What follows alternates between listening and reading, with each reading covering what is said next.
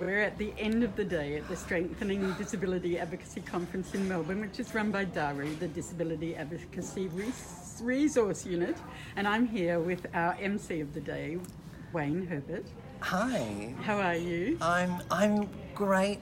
I'm exhausted from a program bursting at the seams with important information, really engaging, respectful, energising conversations. And my voice probably sounds a little bit like Madge from Neighbours, but that's just a long day of me being engaged and talking to people. It's been a really great day. Now, you introduced yourself better than I could, so hit us with it. So I introduced myself by saying, hi, my name's Wayne. I'm an occasional drag queen, a failed beauty pageant contestant, a failed reality television contestant, and just for good balance, although to be honest with you, I don't have a great deal of that. I'm a person with disability, I have cerebral palsy, so I joke that I can tick all of your diversity boxes, all in one package. Yeah. And we would love that therefore made you the most sought after person in Australia.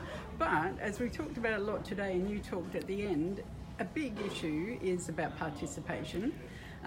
What were the other things that came out of today for you that were important and that need to go on? Absolutely. I think too, Mari, you're exactly right, that participation in the conversation, we need to be, as people with disability, at the forefront of those discussions.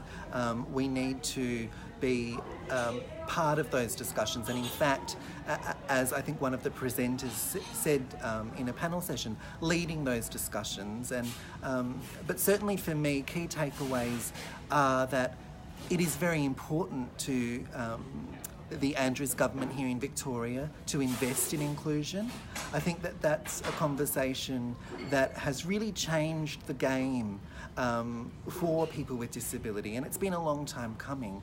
But the importance of investing in inclusion and the return that we all get because of that investment, that we all benefit from investing in inclusion. And when you say investing in inclusion, what do you mean? What is that? Yeah, so when I talk about investing in inclusion, it means that we are all taking a collective responsibility for inclusion. We all have a responsibility to live, work, and interact in an inclusive society. And I think that it's not only shaped by good government policy, because most certainly communities look to government to be led in changing the conversation. But I also think that the energy in the room was one that said everybody is engaged in this discussion. By everybody being here today, it just demonstrated to me that this discussion goes beyond all levels of government.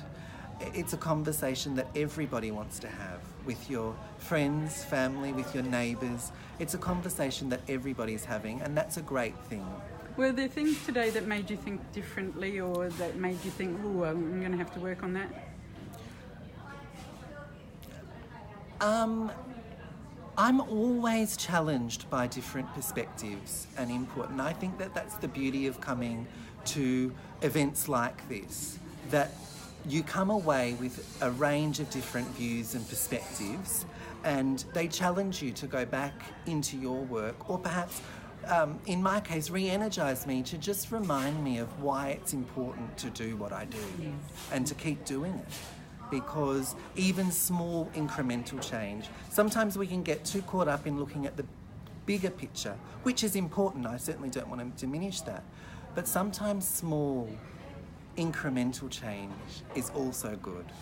What would you like to see, small and big, in your own world, in your work or your social life or the society, the community? What would you like to see in say, the next 5 years? Wow. Well, Mari, hopefully I will have hosted my 6th Strengthening Disability Advocacy Conference in 5 years' time.